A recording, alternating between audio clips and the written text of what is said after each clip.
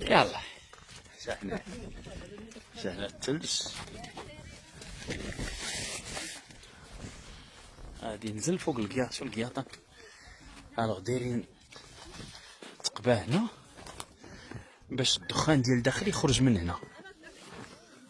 هاتي الدخان هنايا ياك الله يحفظك. واش دايرين الدخان؟ دايرين الدخان باش تسخنوا. فين كا وزيرة الإسكان فاطمة الزهراء منصوري 100% قالت لك ديال الساكنة ولا ديال ضحايا الزلزال كلشي استعبدوا كلشي بخير. وعليكم بخير. شوف الناس والثلج. مرحبا مرحبا السلام عليكم. با واش كتنفسوا في هاد الدخان؟ باش يسخنوا. دخان بجد. الله يحسن العوان. الله يعاونكم اختي. الله يعاونكم. الله يسهل عليكم. وكتباتوا في الجهه الاخرى. راه هنا بيوت بالعود ولكن نفس المشكل. نفس المشكل.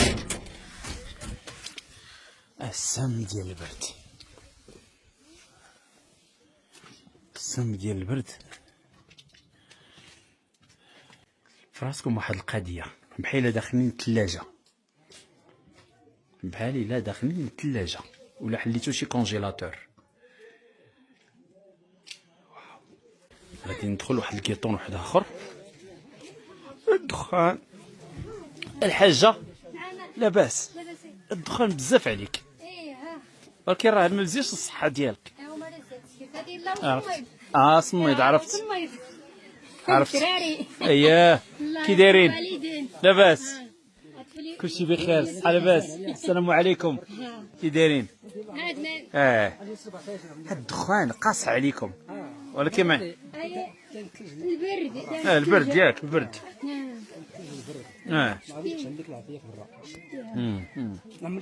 تعرفوا هاد الدواوير مؤسسة محمد الخامس غادي تجيب له مساعدات وقالت لهم غادي تحط كل شيء في تيكوكا.